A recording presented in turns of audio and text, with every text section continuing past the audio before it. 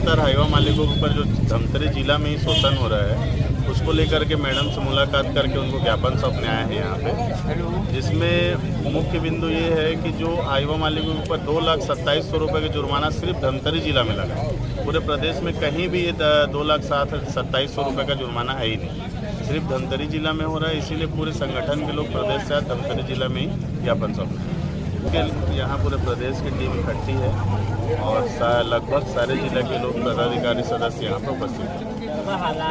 54 गाड़ियों पे कार्रवाई की गई है, जिसपे कुछ खाली गाड़ी भी है और कुछ भरी गाड़ियाँ हैं। उसमें यहाँ पर सबसे ज़्यादा जो विवाद का विषय ये है कि 8/7/2024 को जितनी गाड़ियाँ पकड़ाई है उसमें कुछ गाड़ी को राजनीतिक दबाव चाहे जो भी होगा उनका इंटरनली, बाकी गाड़ियों से 2,27,000 रुपये वसूला जा रहा है और कुछ गाड़ियों से उनके निजी साठगांठ के उसमें 38,240 रुपये लिया जा रहा है। तो हमारा विरोध यही है कि यदि आप 38,420 रुपये की बाकी गाड़ियों से ले रहे हो तो फिर बाकी दूसरी गाड़ियों से 2,27,000 रुपये क्यों ले रहे हो? और सिर्फ धमतरी जिला में ही ऐसा कौन सा कानून है कि 20 दिन के बाद ही गाड़ियों को फाइल मूव किया जाएगा? उससे पहले माइनिंग में जो भी गाड़ियाँ पकड़ाती है उन फाइलों को देखा ही नहीं जाता। बाकी सारे प्रदेश में 1 से 2 दिन में राजस्व शुल्क लेकर के गाड़ियाँ छूट जाती हैं। अवैध परिवहन को लेकर के कार्रवाई किया जा रहा है, जबकि जो खनिज विनियम का धारा है, जो इन लोग धारा 21 लगा रहे हैं, उसमें अवैध उत्खनन का है, ना कि अवैध परिवहन का। अगर हमारी सबसे प्रमुख मांग तो यही है कि आप अगर हाईवा मालिक के ऊपर कार्रवाई कर रहे हैं तो आप उसके बयान के आधार पर या ड्राइवर के बयान के आधार पर उस खनिज माफिया के ऊपर क्यों नहीं कार्रवाई करते हैं? भाई आखिर खनन तो सरकारी तंत्र ही कर रही है ना।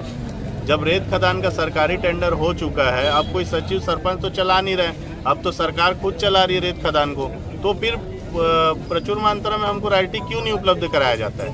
650 का रॉयल्टी 5,000 रुपये क्यों वसूला जाता है? हम लोग 10 हाईवा लेके जा रहे हैं तो 1 रॉयल्टी क्यों दिया जाता है? भाई चलाने वाले तो आप लोग, आप हर गाड़ी में रॉयल्टी जगह में ही जांच करिए ना, आप रोड में क्यों जांच करते हैं? हाँ, लगातार की जाती है, रॉयल्टी है ही नहीं तो देंगे कहाँ से? पर्याप्त मात्रा में है ही नहीं। आपके खदान में खनन मान लो 50,000 घन मीटर का दिया गया है, 50,000 घन मीटर की रॉयल्टी इशू हुई है, आप तो 2 लाख घन मीटर खोद रहे हो, तो कहाँ से बाकी 1.5 लाख रुपए, 1.5 लाख घन मीटर की रॉयल्टी कहाँ गई?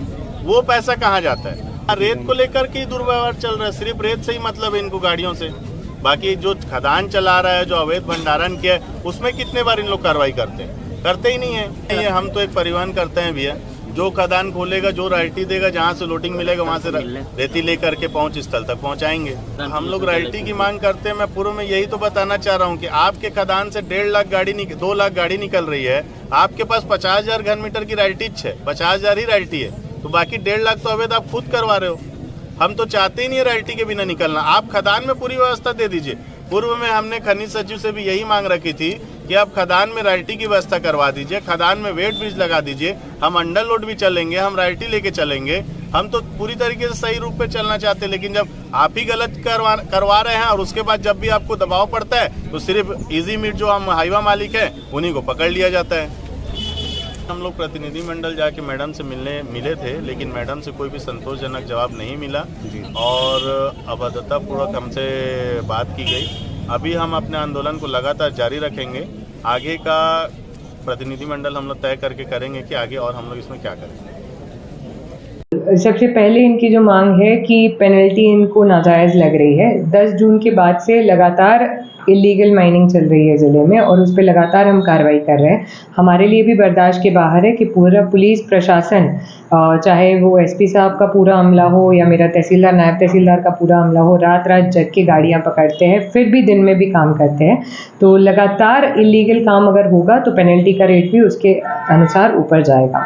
अब रही रॉयल्टी पर्ची उपलब्ध करवाने की बात, तो जब 10 जून बारिश लग जाने के बाद से माइनिंग बंद है तो पर्ची उपलब्ध करवाने का कोई सवाल ही नहीं उठता है। थर्ड, जो इलीगल डंप की बात कर रहे हैं, ये सूचना भी दे सकते हैं और हमारे पास खुद की भी सूचना है। 28 जगह जहाँ पे इलीगल डंपिंग हो रही है उस पर भी हम कार्रवाई कर रहे हैं और उसका भी प्रकरण बना रहे हैं। तो मेरा सभी से अनुरोध है कि कृपया करके इलीगल काम करें नहीं, जिसको लेके प्रशासन परेशान हो और हमको पेनल्टी लगानी पड़े। मैं अपनी सीट पे बैठी हूँ, किसी को खदेड़ के भगाने वाली मैं कोई नहीं होती हूँ।